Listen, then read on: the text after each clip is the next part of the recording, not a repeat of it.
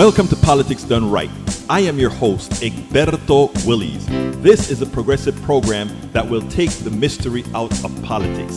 This is the program that will encourage you to make sure government becomes we the people.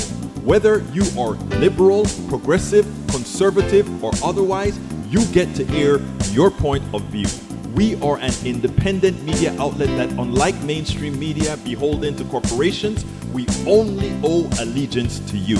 Remember, you can also send me a tweet at EGBERTOWILLIES. That is at Egberto Willies. Let us engage. It is Politics Done Right. Well, folks, welcome to one more edition of Politics Done Right. I'm Egberto Willies, your host. Thank you so kindly for being a part of the show. Where are all my peeps? Where are all my YouTubers? All we have a lot of right now is our Twitchers, or Xers, I guess. Twitch, a couple. Hey, folks. Anyway, we're going to have a great show for you today. I have a good video that I did at KPFT this morning, as well as I want to talk to you about, Lina Khan. And of course, I want to show you something about sovereign currencies that we've talked about here before that we need to talk over again until we can kind of inculcate it into people's minds. But anyhow, thank you guys for being here. Please remember, share. Go ahead and give us that up arrow on YouTube. Go ahead and give us that like and share on both YouTube and Facebook. And don't forget Twitter. Go ahead and give us that share. Retweet is what we call it on Twitter. Retweet, as well as a like, a heart.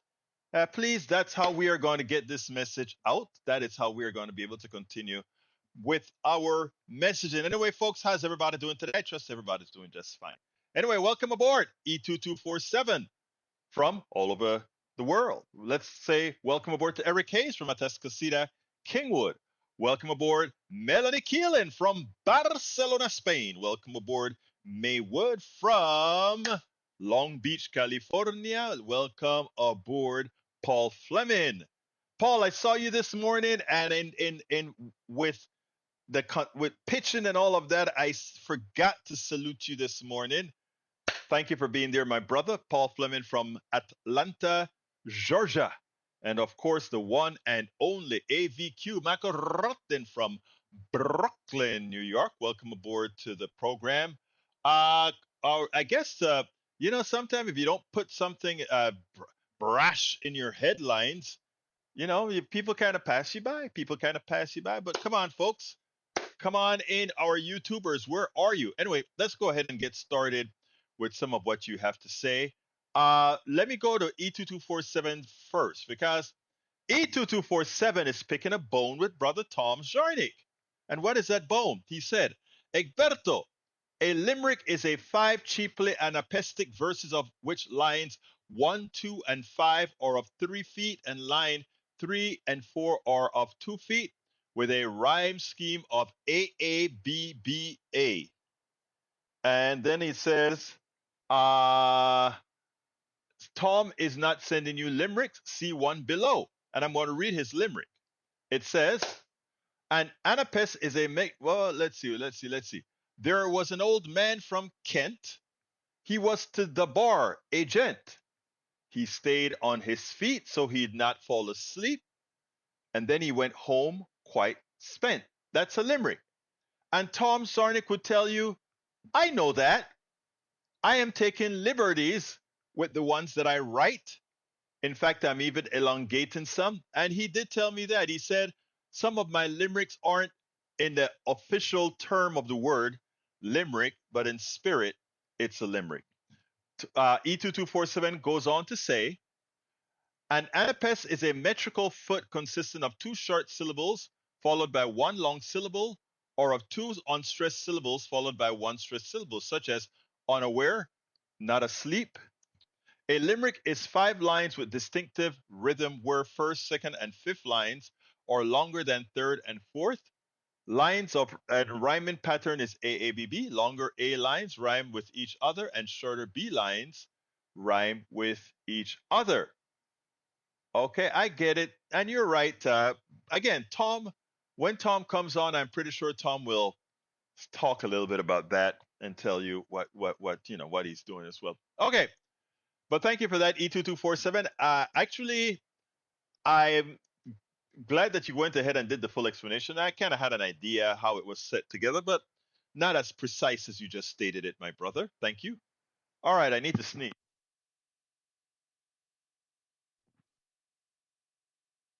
Oh, that was a sneeze. Had to get it out. Don't know what happened there.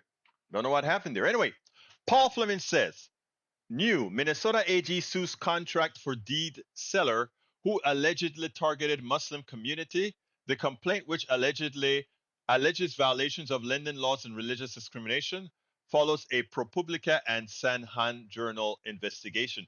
And if I'm not if I remember correctly, I spoke with the Attorney General of Minnesota in when I went to Netroots. What's his name again? You know who I'm talking about.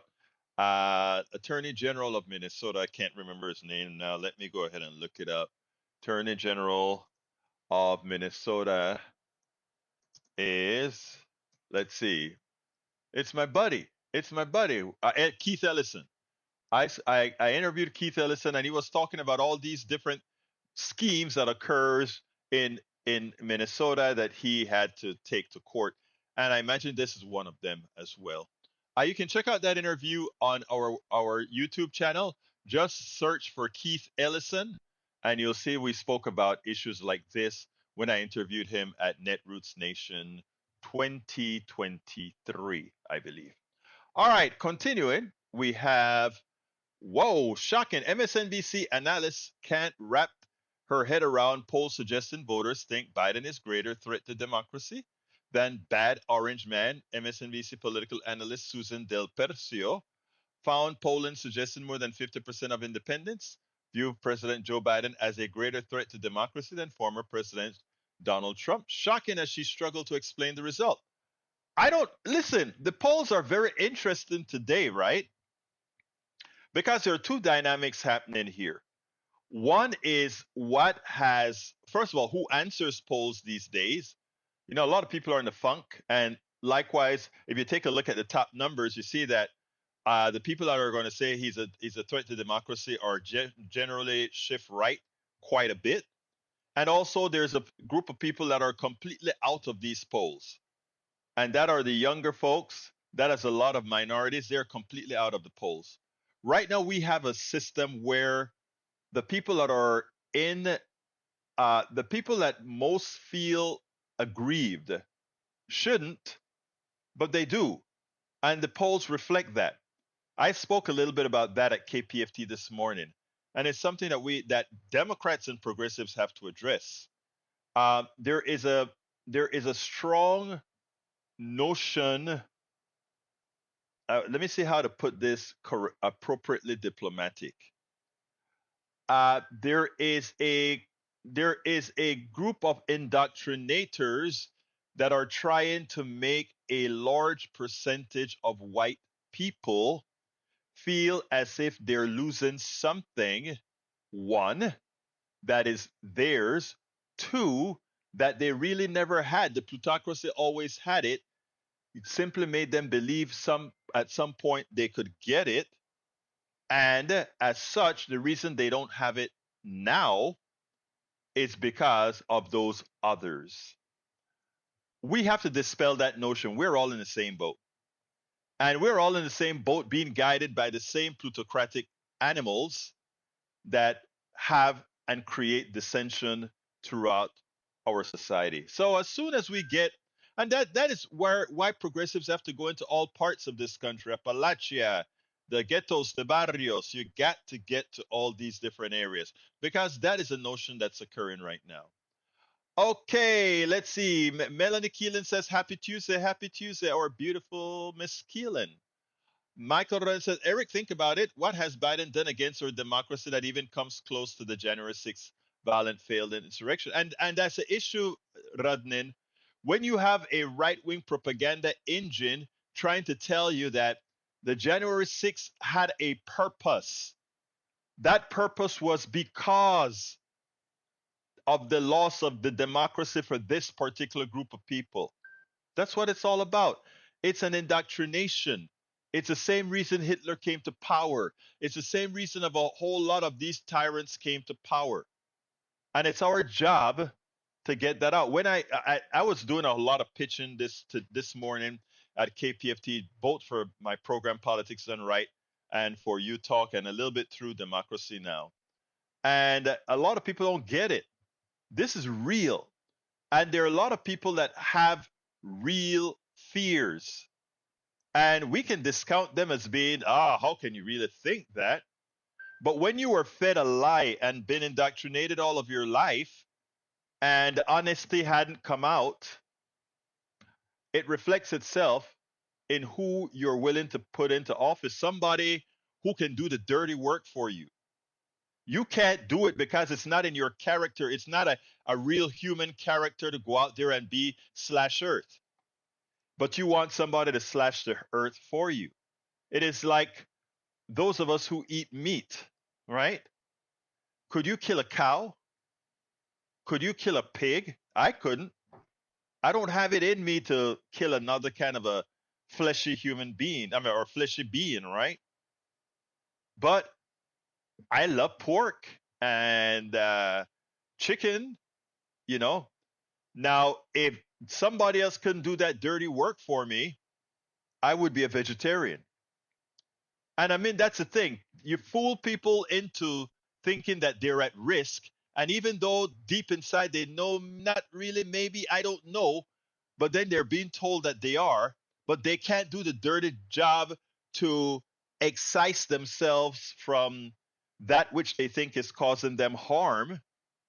And then they get a strong man, Donald Trump. Of course, he's a weak bastard, but they get a strong man or one that purports to be strong to go out there and do the job for them, and they're okay with it. He can do no wrong because his wrong doesn't matter as long as he's taking care of us. Paul Fleming says in America, rushed to build a nuclear arsenal during the Cold War. Safety was sacrificed for speed. In 2022, we cataloged cleanup efforts at the 50 plus sites where uranium was processed to fuel the nation's nuclear arsenal. At least 84% of these sites have polluted groundwater, and nearly 75% of either no liner or only a partial liner between mill waste and the ground, leaving the susceptible to leaking pollutions into groundwater. That's what we do all the time. Sad. It is very, very sad. Michael said, Eric, if you think CNN is any leftist favorite source, you're demonstrating that you don't know your opposition. Nope, not CNN, not even MSNBC. In fact, MSNBC has a name that's called, they usually call it MSDNC because it's not really what leftists really look at or look up to. All right, let's see. Tom C is in the house and he comes out and he says what we knew. He says, E2247 is technically right. I'm writing extended limericks. They're actually rhyming rants. Sorry to all the poetry purists in the PDR posse. No, no, no. I love your limericks and I love the extended limericks because it's actually more fruitful, more descriptive. And you know what? I never believe in following, I write books, as you know, as well. I have 5 books out.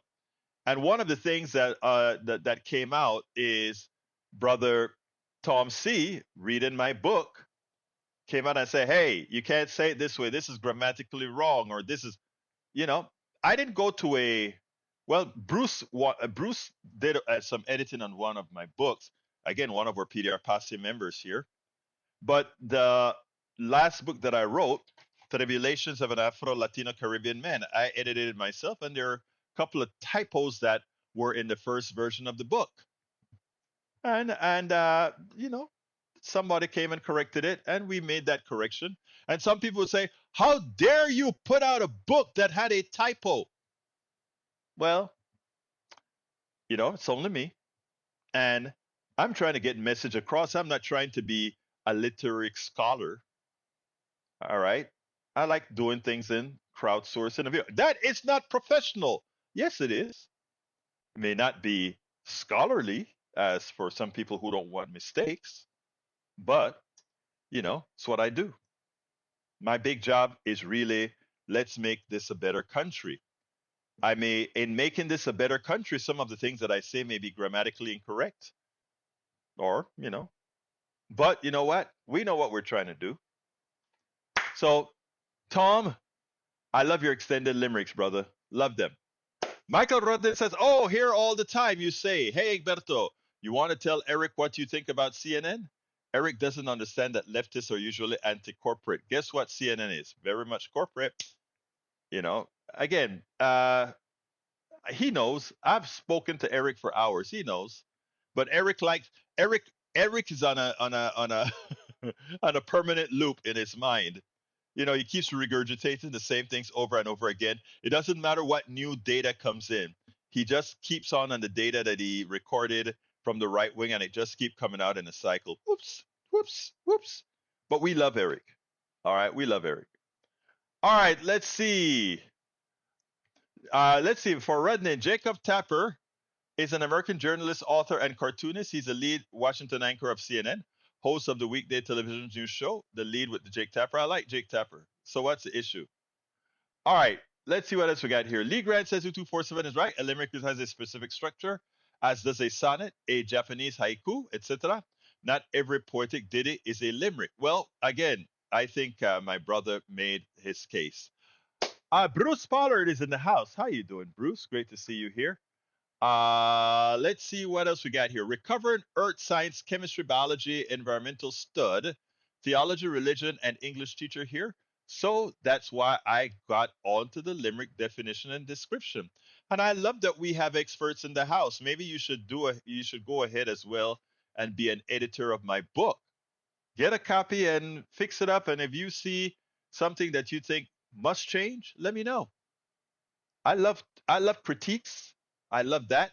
Eric Hayes says, no issue. You leave economy alone and let people alone to live their lives. You can't leave economy alone, Eric. You cannot. All right, let's see. Mike Cesek is in the house. How you doing, Mike? He says, Eric Hayes, but leftists can't leave people alone. It's in their nature to control other people. Okay, I'm waiting for Rudnin to respond. Who is controlling people? Who tells a woman what she can do with her body? Who tells people what they can and cannot read? Who tells people who can be teachers or not? Who are the one telling people what to do? I'd leave the rest of that for Rudnin to continue. All right. But Michael Rudnin says, Egberto, yep, MSNBC, it's been called MSDNC, is common both among the left and the right. Leftists do it because we don't like corporate news. Conservatives call it that because they think the Democratic Party is left. It's funny, isn't it? You just said it right, though, brother. They think the Democratic Party is right. And they're definitely not right. So what can I say? What can I say? Somebody is texting me and then saying, hello, old friend. Who is this that is texting me and say, hello, old friend? Anyway, folks, let's continue with my narrative here. With what's your narrative, actually? Let's see. Michael Rudin, another important message. Eric, an economy left alone via laissez-faire capitalism invariably results a widened wealth gap and widespread poverty among the masses, along with the destruction of the commons. This is why leftists don't leave things alone. We don't want people suffering in poverty and dissolution. Exactamente, señor. Tú sabes lo que estás diciendo. You know what you're saying. Paul Fleming says, women plead guilty to plotting power grid attacks with Florida neo-Nazi leader, Nazis in Florida because Florida. All right, let's see. Eric says, or Michael says, Eric uses MSNBC, equal not equal, agrees with MSNBC. Most of the time, Egberto posts from MSNBC or CNN here, it is to point out something they messed up at. And even if I'm pointing out something that they didn't mess up at, it's to give the proper narrative. Well, I guess that's because they messed up. You're right, Michael Rudin. All right, E2247 says, come on, come in, Tom. See, I applaud your effort and your risking self-disclosure each time you offer us your work. Thanks and keep on keeping on. That's what he meant right there. Okay. Let's see. Mike Cisak says, Michael Rudin, that view you described doesn't apply, doesn't happen in laissez-faire capital society. A socialist society, on the other hand, results in a large pool population with few rich in power elites. That's a constant. That's not true at all. Go to Scandinavian countries. Go to the Scandinavian countries and don't tell me, oh, they're homogeneous. No, they have a very good balance of socialism and free enterprise. And notice I don't call it capitalism. I don't call it capitalism. Okay? I do not call it capitalism. All right. Okay. Let's see what else we got here. Uh, let's see what else we got here. Let's see what else we got here. Let messes it up look current. All right. I got a video. This one is on. I hope it works, but I want to show you something here real quick. Remember a few days ago we spoke about MMT. I try to enlighten folks and let folks know that I must pause. Let me pause for a minute. Mike Cisak, I know you love to bring up Russia, Venezuela, Cuba, and North Korea. Those aren't socialist countries, okay? I know you'd like that to be that way. Venezuela attempted to be a socialist country till America really blew it to smithereens and far in with the things that they imposed on them. Likewise, Cuba. Even with all the pressures from America, Cuba still was able to have a healthcare system that, with all its problems, still their healthcare system outdoes America's. And I think, if I'm not mistaken, with people living longer, and we supposedly have the best healthcare system in the world. Now, Russia is a basket case. North Korea is a basket case. But Venezuela and Cuba are around. I am Latin America. These are Latin American countries that America had to make sure they failed. America had to make sure Venezuela and Cuba failed. Venezuela had to fail because there's no way we were going to make sure that all the oil in Venezuela belonged to we the people. Just like in America, the oil does not belong to we the people, even though it should be. We allow we the plutocracy to take our oil. They couldn't allow a country to flourish where it has natural resources that make all the people a successful people. Okay? So let's get that clear. I know that doesn't follow the narrative you've been indoctrinated into, but just a little bit of research on your own would prove that point. Anyway, after I gave you that little bit of info here, I want to remind folks of what I said a few weeks ago, or maybe a few days ago. America should not be borrowing money from the plutocrats to fulfill our deficit spending. In fact, we should print money for our deficit spending as long as we're doing the deficit spending in a non-inflationary manner. And is that possible? Absolutely. And Stephanie Kelton points out the slack in our economy that determines that. The inflation that we have today is not caused because of shortages. It is caused because of corporate greed. Okay? And that's a statement of fact. Now, what I want you guys to do is listen to when one of our economists, and this is a Democratic economist, was challenged. And one of the reasons I like to play around in the good part of TikTok, the part of TikTok that's educational, is because you have people that concentrate a lot of things that make sense. And this particular user is World News Coverage. Don't know much about the account. I just know about this particular video. And I want you guys to listen to this, and then we will take it on the other side.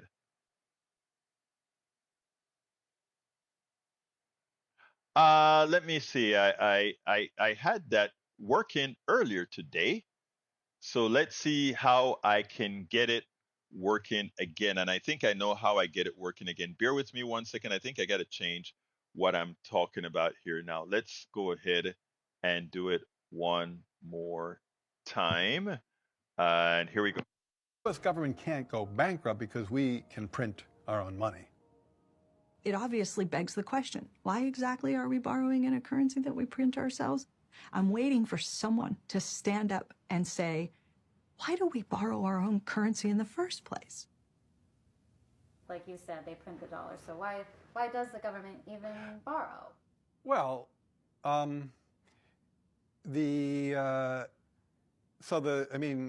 again, some of this stuff gets, some of the language that some of the language and concepts are just confusing. I mean, the government definitely prints money, and it definitely lends that money, which is why the government definitely prints money, and then it lends that money by selling bonds. Is that what they do? They sell bonds. Yeah, they sell bonds, right? Because they sell bonds and people buy the bonds and lend them the money. Yeah. So a lot of times, at least to my ear with MMT, the language and the concepts can be kind of unnecessarily confusing, but there is no question that the government prints money and then it uses that money to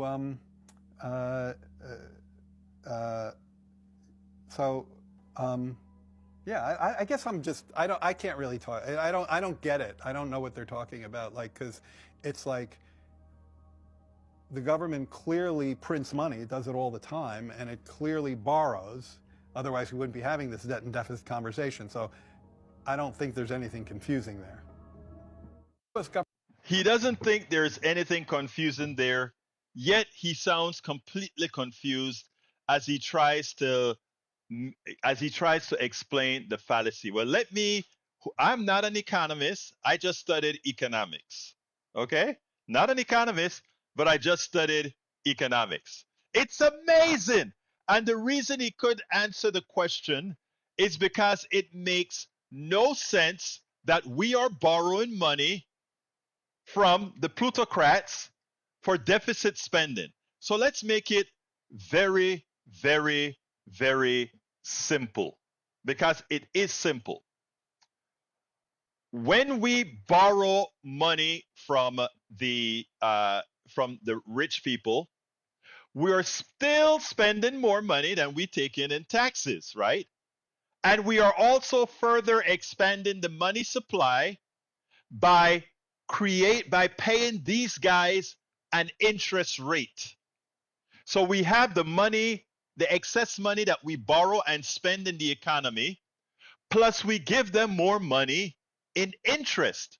So the totality of the money for that year is the extra money that we spent from borrowing from them, plus the extra money that we give to them as interest payments to their loan, which we all pay for.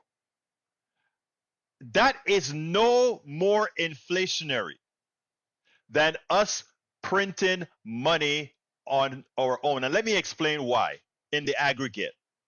The rich person who has enough money to lend to the government, to take out of circulation, likely would otherwise put that money elsewhere that has nothing to do with spending, right? In other words, if we take that money out, if we take that money from them, that doesn't increase or reduce their spending.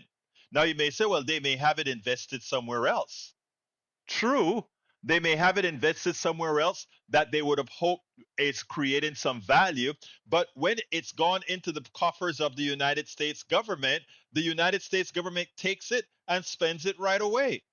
So the fact that we borrow money for deficit spending, having a sovereign currency, makes absolutely no sense. And the reason why Jared Bernstein couldn't explain it is because while he's attempting to explain it, he comes to the realization of what I just told you.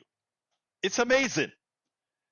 He would have to come to the realization of what I just told you, that it makes no sense. In fact, he creates more money in the totality by using the money of the plutocrats to get our deficit spending under control. I mean, to deficit spend. Might as well just print the money. And then you don't have that extra cost of interest. And better, you don't have that every single year having to increase the amount of the interest that you're paying. We are paying several $100 billion in interest payments to rich people every single year. It is so important for us to understand economics. You know, when people try to speak about our credit card, the government's credit card, the government doesn't have any damn credit cards. The government's credit card is infinite. It's infinite. And I'm not kidding you. The dollar is backed by nothing. Even when we claimed the dollar was backed by gold, it was a ridiculous statement. You can't eat gold. Having gold means what? Your money is only and ever valued for countries with sovereign currency. The EU that has the euro, America that has the dollar, Russia that has the come on guys, help me with the Russian currency. You know, the colon in the every country that has its own currency. The ruble. Yeah, that's right. Thank you. Hey, I remembered it before I got it from Michael Rudnin. You know, the mind is getting old. Thank you, CSAC and Rudnin. Both of you came out with it about the same time. So it is important for us to understand math. It is important for us to understand economics. It's also important for us to understand the circulation of money. And what our deficits and borrowing money for our deficits is doing is simply yet another avenue for rich people to take our money to the top. Let's go through this as I've always done once again. How many ways for rich people to take your money? When they want to pay a small amount of taxes, they don't want to pay their fair share in taxes, so we give them that money. So we deficit spend and they loan us back the money that we allowed them to keep. Right? So they loan us back that money.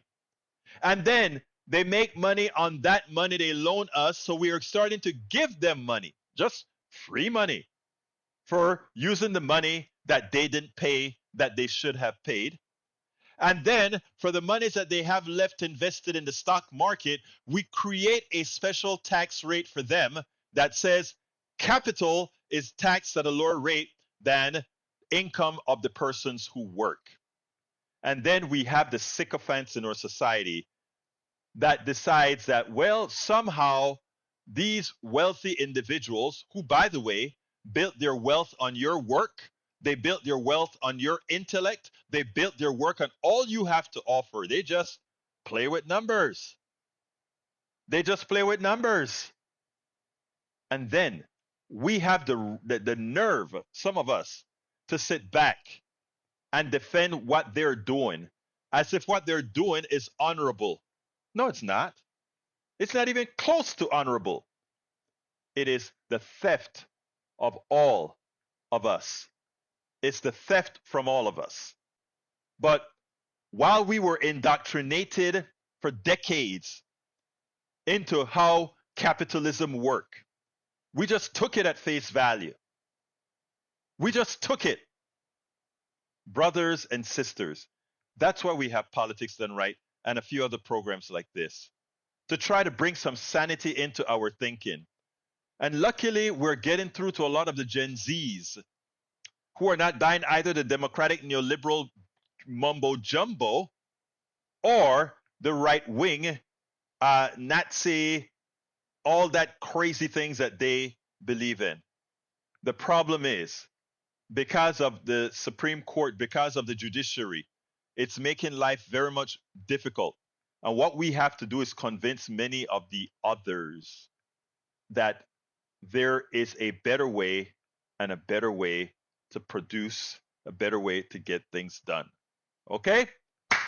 All right. Our first video of the day is a little piece, a little rant that I did this morning at KPFT. So let's go ahead and get busy with it. Uno, dos, tres.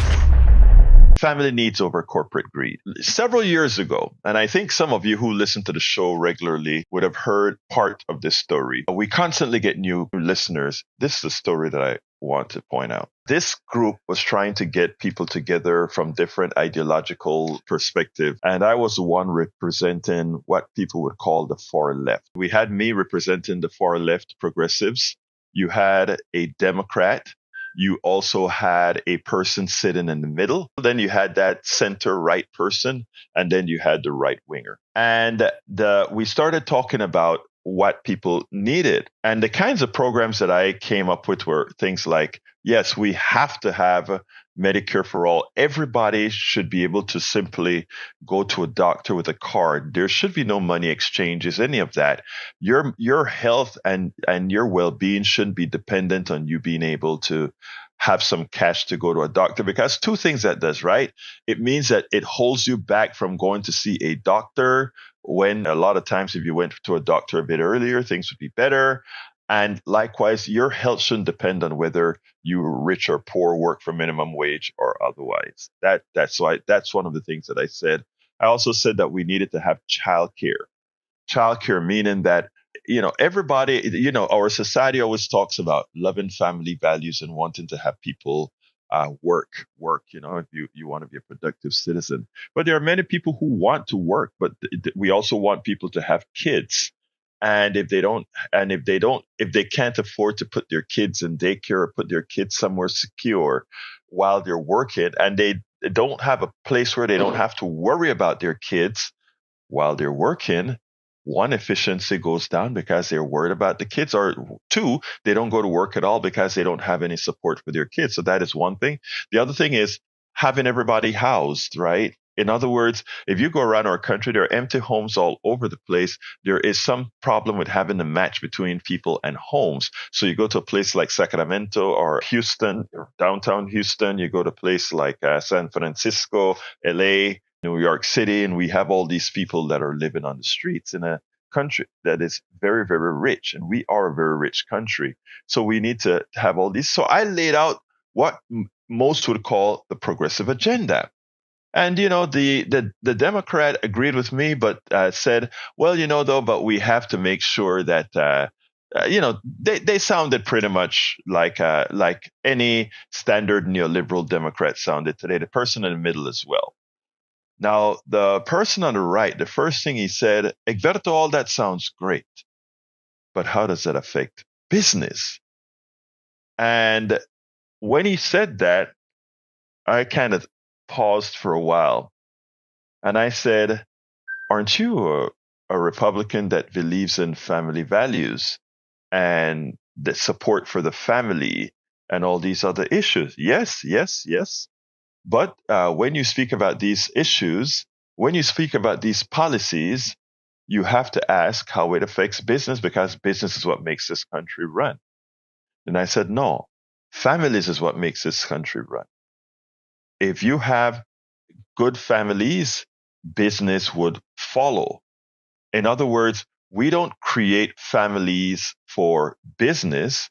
We create business based on our sustained social model being, how do we want to exist as a society, right? During the days of the robber barons back in the 1920s, etc., all the concentration of monies went to the top, and it kept on progressively getting that way to the point that eventually all crashed. And it's not by accident. These things are just based on numbers, right? And eventually you don't have the bottom being able to support the top, which is where we have headed again, and where we continue to head in our policies. So this occurs because of how we elect, or who we have elected, and where these people's loyalties eventually lie. It's not an affordability issue.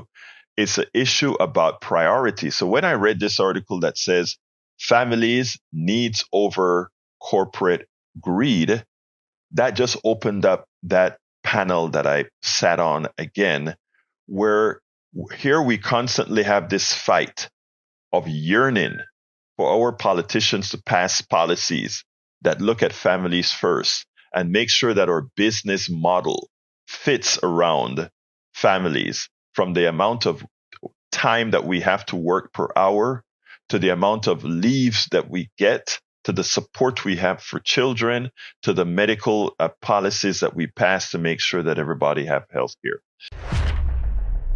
We spend a lot of time deconstructing the news, trying to parse it into a form that everybody can understand. We try to find those little nitpicks where it flies above the fray, etc.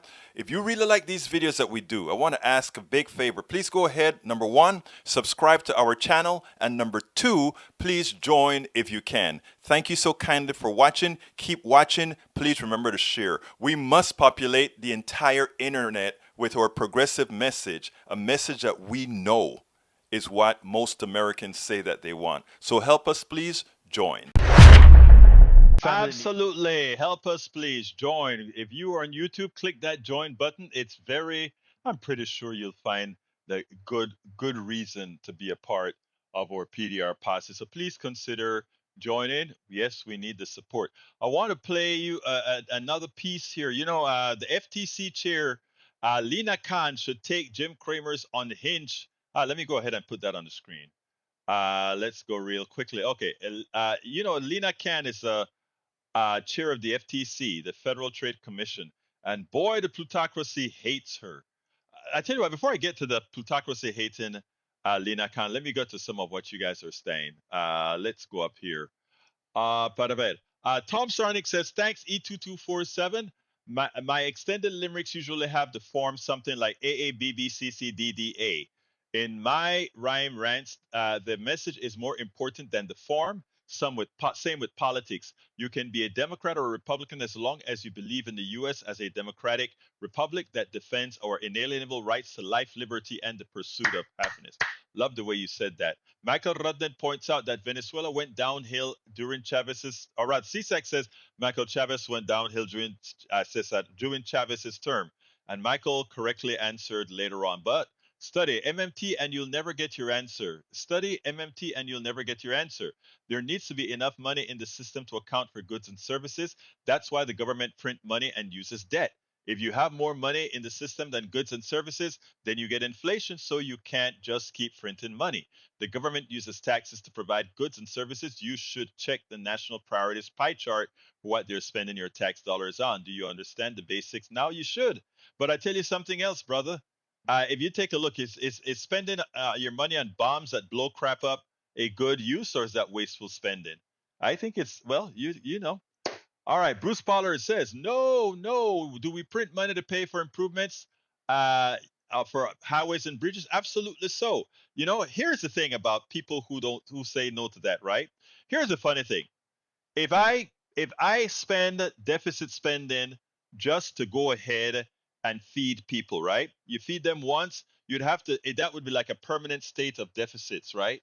If you're always collecting more to feed people, etc. Although there are reasons to believe that even that can be mitigated. But what they don't understand, brother Bruce, and I'm glad that you ask that question. All you're doing is exchanging one form of money, one form of capital for another when you build a bridge. And it behoves me that intelligent economists don't see that. When you buy a mortgage, your house is the representation of that mortgage. If you stop paying your mortgage, the bank still has your house. The same thing with a bridge. The bridge is there, but the bridge is even better than your mortgage because the bridge is executing on increased commerce. The amazing thing is that these guys, the business people, yeah, they don't have a lot upstairs, okay? But the economists do. And they understand the formulas that run economics. I took economics, macro and microeconomics. I could see it as we were learning it, right? I could see the parts that were crappy based on just basic engineering mathematics, right? Not even complex algorithms were necessary. So, Bruce, your point, Bruce, is so important because when you take money to build a bridge, you are exchanging the value of that bridge for the money. And then when you add that employees build that bridge, you're adding circulation to money, to spending that further increase economic activity. This is simple, Bruce. And that there are people who choose not to understand it is amazing to me. But it all plays into the plutocrats picture of not wanting most people to succeed. Okay? Sales of raw milk appear to be on the rise despite years of warning about the risk of health drinking unpasteurized products. It's crazy some of the things that we do, you know. What can I say? Crazy some of the things that we do. All right. Let's see what else we got here that should be read. Let's see.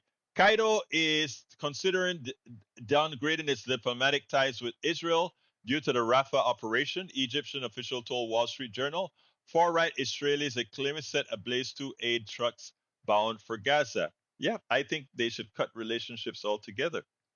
All right, Michael Rudden says, Lee, all right, let's take a look. Oregon Broadcasting Study says drug decriminalization in Oregon did not cause more overdose deaths. Corey Davis, an assistant clinical professor at New York University Grossman School of Medicine and the study's senior investigator, said in a statement, our analysis suggests that state decriminalization policies do not lead to increases in overdose deaths. Overdoses went up basically everywhere, Davis told OPB. What didn't happen is that they didn't seem to go up more in Oregon after drug decriminalization. Measure 110 went into effect. You know, again, sometimes math doesn't mean much, right? To some people. All right, let's go ahead and do the con thing. Let's go ahead. I think I can play that 59 seconds of work. First of all, let me play that, and then I'll read a little bit of the story. Here we go. Lina Khan, Lina Khan, Lina Khan, Lina Khan, Khan, Lina Khan, Lina Khan, Lina Khan, Lina Khan, Lina Khan, Lina Khan. Do you think the FTC keeps Khan if we get Trump as president? I mean, she almost sits there and thinks, you know what, today I'm going to say something really stupid. I am entitled to my stupid positions. That's a hack view, which would fit in lockstep with what she's been doing. She is anti the man. The FTC's back in that role of torturing all the companies that America likes. You want to see the rest of the market go higher? President Biden just needs to replace his FTC chair, Lina Khan. We talk more often about Lina Khan at the FTC, but Jonathan Cantor is... I'm in awe of Cantor. Cantor's just a serious heavyweight lawyer. Jonathan Cantor is a much more rigorous thinker. She's become an empty suit. And then there's Cantor, who runs antitrust. Total heavyweight. Now she's Don Quixote. What? She's Don Quixote. I love how you bring everything back to... Well, what's that got to do with anything? What's that got to do? You kind of wonder, why is it again that he can go against Khan and not any other person? It's amazing. You guys can kind of think about it. And this guy's supposed to be a progressive, right? Progressive, my you know what. All right, so it goes like this. FTC, Lina Khan should take Jim Cramer's unhinged obsession as a badge of honor. I agree.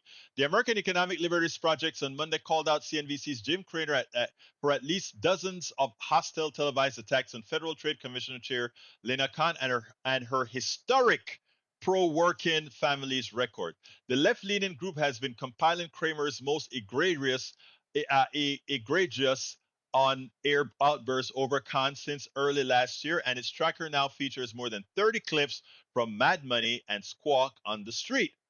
When President Joe Biden nominated Khan to lead the FTC in 2021, she was an associate professor of law at Columbia Law School who had previously worked for Open Markets Institute, the office of former Commissioner Rohit Chopra, and the U.S. House Judiciary Committee's subcommittees on antitrust, commercial, and administrative law. As the clips collected by the project shows, Cramer has described Khan as an empty suit, stupid, and total hack. The ex-hedge fund manager has compared the agency leaders' views to those of Vladimir Lenin, Karl Marx, and Don Quixote. Cramer has called out specific FTC actions under Khan, repeatedly blasting a lawsuit against Amazon, a company founded by one of the richest persons on the planet, and broadly accused the rogue agency of torturing all the companies that America likes. When one of Cramer's colleagues pointed out last October that he has taken every opportunity to just come back to Khan, he responded, "No, I've missed opportunities and I regret that." The tracker page states that if Cramer was accurately reporting what the FTC is doing, he would see the chair Khan is pursuing a pro-business, pro-innovation, and pro-worker agenda. And he is capable of it. He did, for example, proclaim the FTC's case against Kroger Albertson to be strong. Noting Cramer's praise for Jonathan Cantor, an assistant attorney general at the Department of Justice, whom the host has called a heavyweight and rigorous thinker, the page adds that he is so blinded by his obsession of Chair Khan that he sometimes even rails against her for suits brought by the DOJ and forgets to give the Antitrust Division credit for its work. America Economic Project spokesperson Jimmy Warderko said in a statement Monday that Jim Cramer's anger over the FTC's enforcement record has turned into a full-blown obsession, launching nearly weekly barbs at Chair Khan with the zeal of a carnival barker defending his turf. This has manifested on national cable news through a series of unhinged, incoherent, and often inaccurate rants from Jim Cramer attacking the FTC for standing up to big corporations and delivering kitchen table wins to working families. Given Jim Cramer's role as mouthpiece and cheerleader for monopolists across the economy, Chair Khan should consider his harassment a badge of honor. We hope to see Jim Cramer get over his fixation syndrome, which is evidently even starting to frustrate his colleague as soon as he is able. Folks, read that article. It's by Jessica Corbett at Common Dreams. But you wonder again. You see how he didn't go like that with the male counterpart of persuasion, but Lina Khan, wrong name, one gender, one ethnicity. Wow, you can just attack in that fashion. Amazing. This is what we call watch it in action. Watch it live. Anyway, folks, we're coming close to the end of the program, and I want to thank everybody for being here. I want to thank Twitter has started to really pick up on our viewership, as well as Twitter has started to pick up. Now, we didn't have as much on YouTube today, but please, folks, do remember, click that join button, become a member on YouTube. But there are many ways that you can help ensure that we get the appropriate progressive message out. Many ways to do that. And let me just tell you, folks, we cannot do this without you. So please remember to go ahead. You can go to politicsdoneright.com/support. That has all the links that shows you how you can support our program. politicsdoneright.com/support gives you all the links to support the program. But specifically, we're trying to raise our profile on Patreon. So please go ahead and support us on Patreon. Patreon is spelled Patreon. You can go ahead and subscribe at politicsdoneright.com/Patreon. politicsdoneright.com/Patreon, spelled Patreon. You can also support us by becoming or by getting some of our books. And what are our books? And let me tell you a little bit about our books. politicsdoneright.com/books is where you can pick up our books, all of them. As I See It, Class Warfare, The Only Resort to Right-Wing Doom. Great book. How to Make America Utopia. Take away the economy from those who rigged it. And guess what? Bruce edited that book. It's worth it. How to Talk to Your Right-Wing Relative Friends and Neighbors. And Norman Reynolds narrated that book. So these books, a lot of our PDR Posse folks played a role in it. Some of you have stories in some of my books. I can't remember them right now, but you've told me things and it have ended up in the book. So you can go to politicsdoneright.com/books to go ahead and get our books. And what I'm asking as many of you as you can, and it's not I need to get more people to sign up for our newsletter as paid subscribers. I mean, everybody can sign up as subscribers, but as paid subscribers, it's like getting a coffee a month for Politics Done Right, and it's well worth it. Your money is well used. I mean, I can tell you, we live frugally to be able to do this. In fact, I'm gonna have to come for an ask later on for our trip to Baltimore for Netroots Nation. I need to get a new banner piece that I'm trying to get with the barcode, with the barcode. Not, they don't call it barcode. What do we call it? That signal on it. But anyway, go ahead and go to politicsdoneright.com/newsletter to become a paid subscriber of our newsletter. Again, that is politicsdoneright.com/newsletter. Please consider becoming a part of our paid family at that newsletter, politicsdoneright.com/newsletter. All right, folks, got to get out of here. My name is Egberto Willies. This is Politics Done Right. And you guys know how I end this baby. I am what?